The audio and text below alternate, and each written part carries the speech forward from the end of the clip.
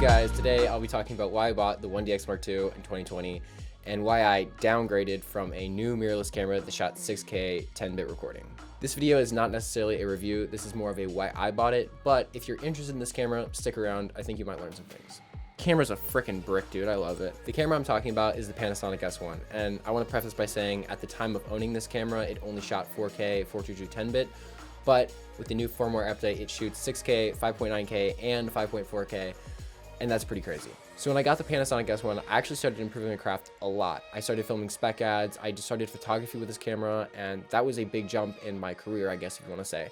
But there was one thing that hindered my ability to work, and that was autofocus. When it comes to my filmmaking, I actually much prefer manual focus, but my photography, autofocus is crucial.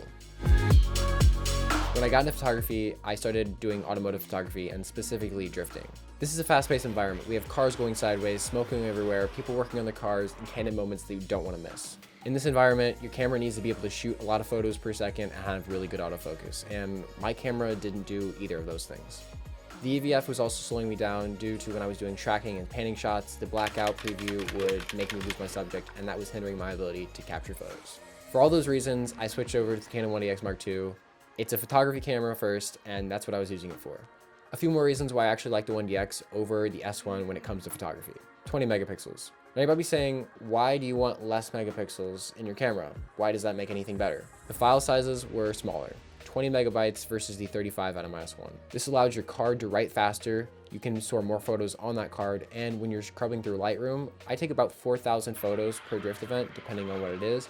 So clicking through photos really quickly on my computer allows it to go a lot faster having a smaller file size. The shutter sound. The 1DX Mark II is known for its machine gun shutter, and the S1 was a quiet thud. Sick. That just was gross. Now, there are a few things that I use on the daily with my S1 that I no longer had when I switched over to the 1DX.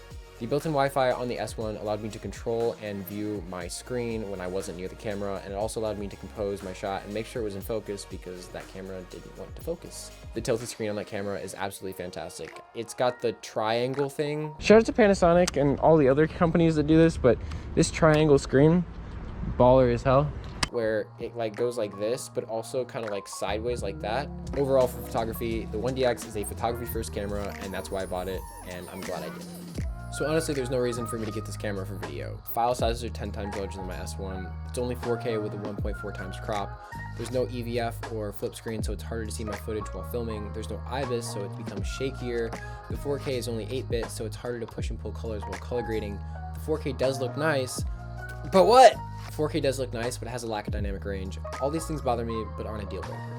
I am constantly looking at new cameras with the features I want, those mainly being 422 10-bit, full frame 4K, and just having a second body, so in case one breaks, I have one to still shoot with if I'm on a photo or video job. When you're looking at new cameras, ask yourself this: how is this camera going to benefit you? Is it going to produce better images? Is the client going to realize those improvements on the images? And does it make your workflow better? For me personally, I think the camera should improve my workflow over anything else. Most of the time, the client isn't going to realize the difference between this camera and that, but what they are going to realize is how you work on set. Are you more efficient? Are you happier with your gear? Are you fiddling with different things?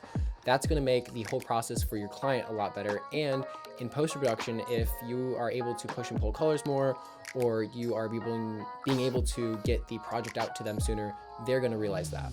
So how do you know if you have the right gear? When I'm shooting landscapes in the mountains or at a drift event, my gear just seems to disappear. This is truly when I feel like I have the right gear. I'm not thinking about it, and I'm just using it. I can say that the 1DX excites me to go out and shoot more video and photo, and that's going to improve my skill much more than 6K or 10-bit low. Although this camera may be less than the S1, it's given me a lot more. I'll throw this question in there: does gear matter? And it totally does. This doesn't mean go out into debt to get your dream camera. I've taken some incredibly sharp photos with the 12-year-old Canon T2i. Go out, learn your gear, and improve your skills. That's going to be a lot more beneficial than getting a new body. But if your camera is hindering your creativity and your work, then maybe it is time to get a new camera. I've owned this Canon 1DX Mark II for 8 months now, which is the longest amount of time I've owned a camera in the past year and a half.